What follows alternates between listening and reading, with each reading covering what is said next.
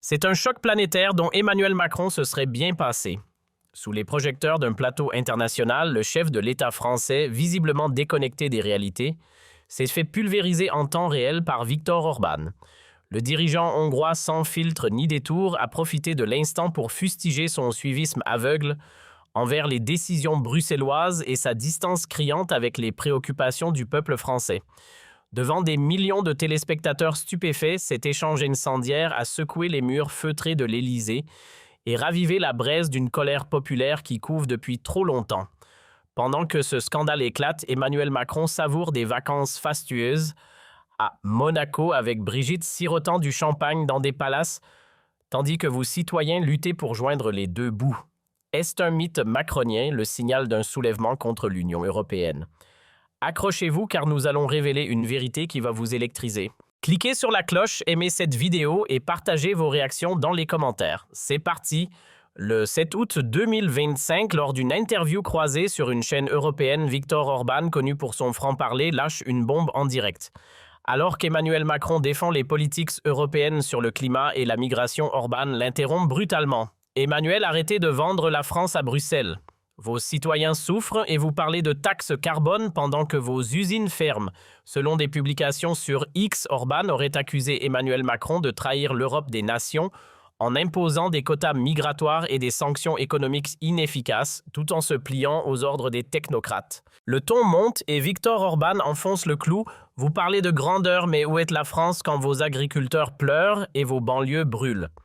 L'interview regardée par 10 millions de téléspectateurs devient virale avec Orban contre Macron et pauvre Macron humilié en tête des tendances.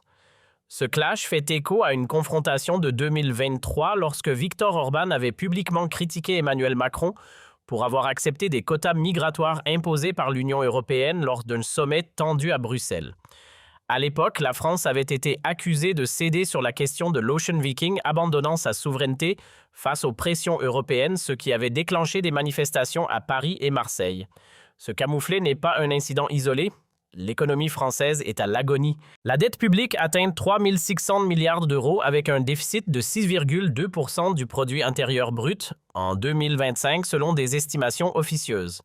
Le chômage touche 8 500 000 Français, des jeunes sans avenir aux seniors écartés. L'inflation galopante fait exploser les prix. 1 litre d'essence coûte 2,50 €, une baguette 1,80 €. Les factures d'électricité alourdies par des taxes européennes ont triplé à Nice, Rennes ou Strasbourg, forçant des familles à vivre dans le froid. À Béziers, Carcassonne ou Valence, l'insécurité s'aggrave, alimentée par une crise migratoire imposée par Bruxelles, que Emmanuel Macron accepte sans résistance.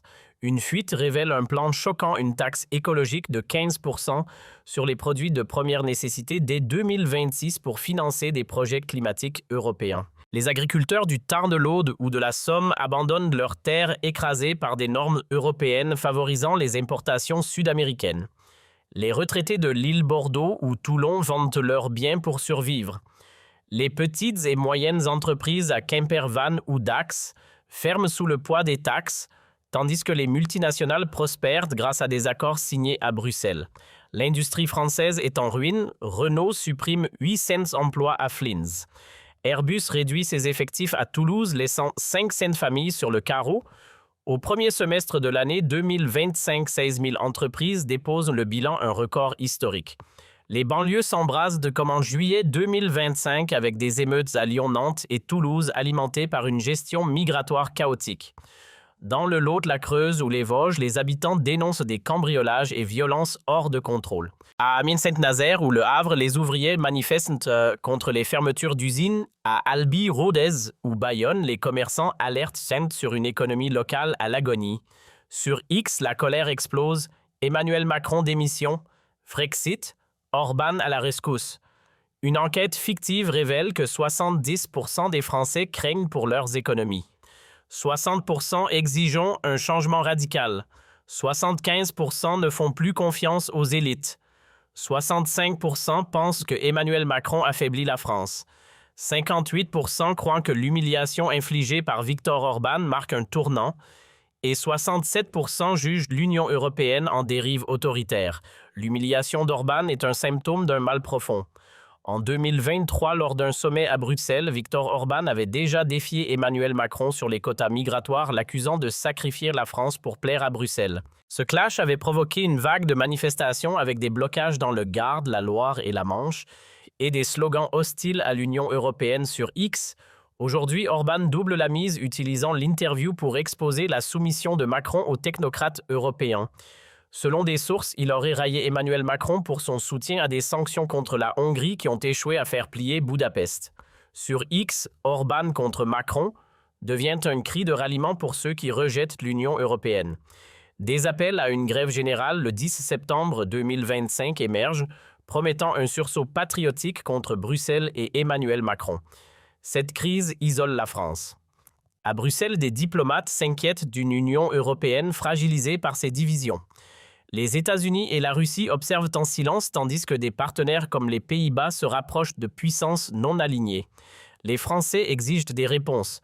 Pourquoi laisser l'Union européenne humilier notre président? Pourquoi tolérer un dirigeant qui sacrifie la France à Bruxelles? Pourquoi accepter un système qui tue notre souveraineté? Des manifestations des agriculteurs aux commerçants, des étudiants aux retraités montrent un peuple en révolte à Grenoble-Limoges ou qu'importe. Les enseignants dénoncent des écoles à bout de souffle. À Toulon-Metz ou Dijon, les soignants alertent sur des hôpitaux au bord du chaos. L'Union européenne a 3 mois pour changer de cap, arrêter l'arrogance, rendre la souveraineté ou voir l'Europe s'effondrer. La France murmure un cri. La Hongrie et la Pologne défient les traités. L'Italie réclame une refonte des politiques européennes. Le peuple se lève à Paris. Il crie contre Bruxelles. La colère explose et les élites vacillent. Que pensez-vous, Viktor Orban a-t-il raison de défier Emmanuel Macron? L'Union européenne est-elle en train de tuer la France? Écrivez vos commentaires, aimez la vidéo et abonnez-vous pour rester dans la vérité. Car quand un dirigeant comme Orban humilie Macron en direct, c'est la France qui se réveille. Partagez cette vidéo.